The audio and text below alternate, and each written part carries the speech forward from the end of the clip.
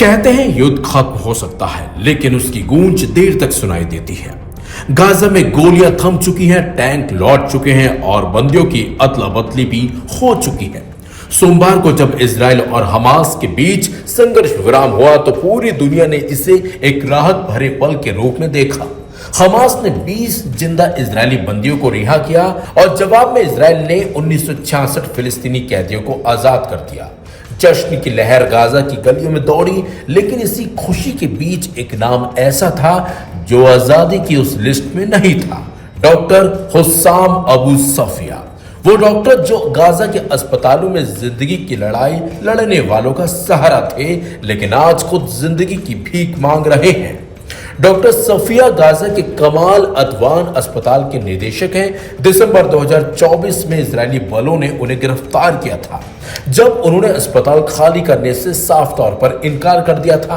कहा गया कि बमबारी बढ़ रही है, जान बचाओ, लेकिन उन्होंने कहा अगर मैं चला गया तो मरीजों का क्या होगा, और उसी दिन उन्हें उठा लिया गया।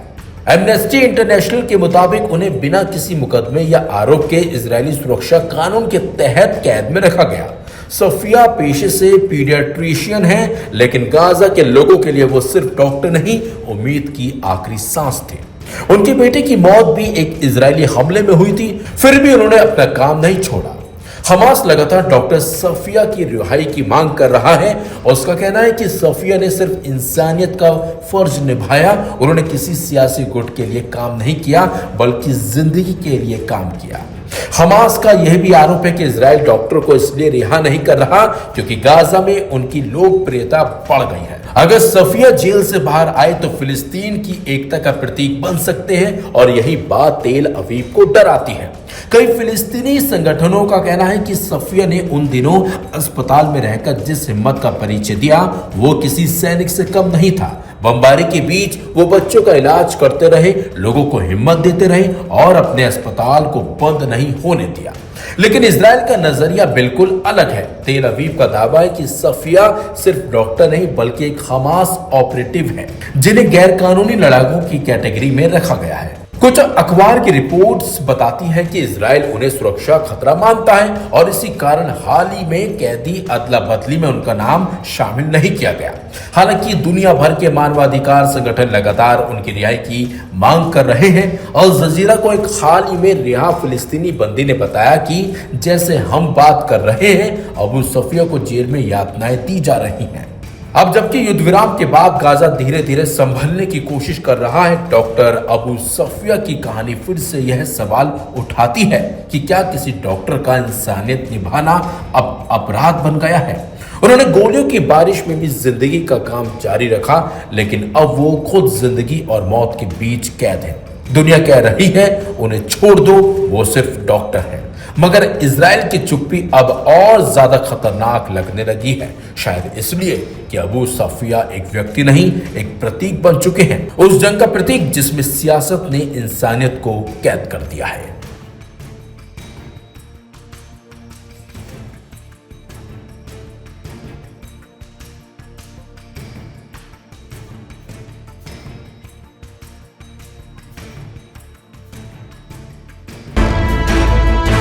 प्रेसिडेंट ट्रंप कतर और मिस्र के बीच गजा का भविष्य रचने की तैयारी में है, लेकिन इस बार ये पीस डील या शांति समझौता मिस्र में क्यों हुआ, ये सवाल इसलिए भी लाजमी हो जाता है कि इससे पहले गजा को लेकर हमास और इसराइल के दरमियान सारी बातचीत कतर की राजधानी दोहा में कतर की मध्यस्थता में होती रही।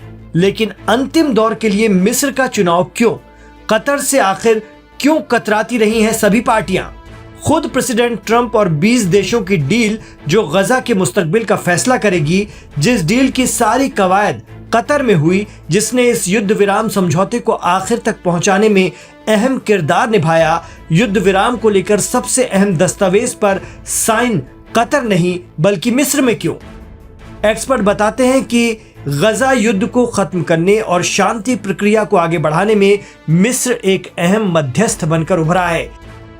गजा से मिस्र की रफा क्रॉसिंग जुड़ी हुई है, जो इंसानी मदद पहुंचाने का सबसे अहम रास्ता है।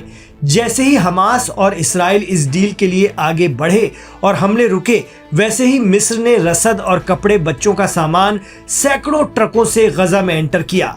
इस पूरी डील में मिस्र भौगोलिक रूप से भी बहुत अहम बन गया है। मिस्र के इसराइल के साथ भी बहुत अच्छे ताल्लुकात हैं, क्योंकि मिस्र इसराइल और गजा दोनों का पड़ोसी है। इतना ही नहीं, मिस्र के पास एक ताकतवर प्रोफेशनल फोर्स भी है और उसकी अमेरिका और अरब मुल्कों से भी मजबूत दोस्ती है। देखा जाए तो मिस्र मुख्य क्षेत्रीय ताकत बनकर वापसी कर रहा है, जो शांति की बातचीत की दिशा तय कर सकेगा। मीडिया रिपोर्ट बताती है कि सिर्फ रफा क्रॉसिंग ही एकमात्र ऐसा जमीनी रास्ता है जो मिस्र से जुड़ा है, यानी इसराइल के सीधे नियंत्रण में नहीं है। यही वजह है कि जब इसराइल गजा को ब्लॉकेट कर देता है, नाकाबंदी कर देता है, तो दुनिया से गजा को जोड़ने का एकमात्र या वाहिद रास्ता रफा ही रह जाता है। रफा क्रॉसिंग मिस्र के कंट्रोल में है और इसकी हिफाजत का फैसला मिस्र की सरकार करती है। इसका मतलब है कि डील पर साइनिंग में मिस्र की भूमिका बहुत अहम हो जाती है। अगर मिस्र सहयोग ना करे तो गजा में राहत पहुंचाना करीब करीब नामुमकिन हो जाए। इतना ही नहीं, पिछले कुछ अरसे में तुर्की, सऊदी और मिस्र इस खित्ते में एक मजबूत खिलाड़ी बनकर उभरे हैं। मिस्र के प्रेसिडेंट अल सीसी के प्रेसिडेंट ट्रंप से भी बहुत अच्छे ताल्लुकात हैं। वही कतर से दूरी बनाने की एक बड़ी वजह यह भी रही इस बार कि इसराइल ने कतर पर हमला किया था। प्रेसिडेंट ट्रंप के कहने पर पीएम नेतन्याहू ने इसके लिए हालांकि माफी मांग ली, लेकिन इस हमले के बाद कतर में सुरक्षा को लेकर सवाल खड़े हो गए हैं। यही वजह रही कि इसराइल के पड़ोसी मिस्र में आगे की डील अंजाम दी गई, क्योंकि मिस्र एक ताकतवर फौज रखता है और मिस्र के प्रेसिडेंट अल सीसी पहले ही कह चुके हैं कि अगर इसराइल ने मिस्र के साथ ये हिमाकत की तो वो इसराइल पर हमला बोल देंगे। मिस्र का अमेरिका और इसराइल दोनों से अच्छा रिश्ता होने की वजह से वो बीच का संतुलन बना सकता है, जो किसी भी डील की साइनिंग के लिए बेहद जरूरी है। मिस्र इस इलाके में क्षेत्रीय स्थिरता का गारंटर माना जा रहा है। आप क्या सोचते हैं, मिस्र को यह भूमिका देना कितना सही है? हमें कमेंट बॉक्स पर जरूर बताएं।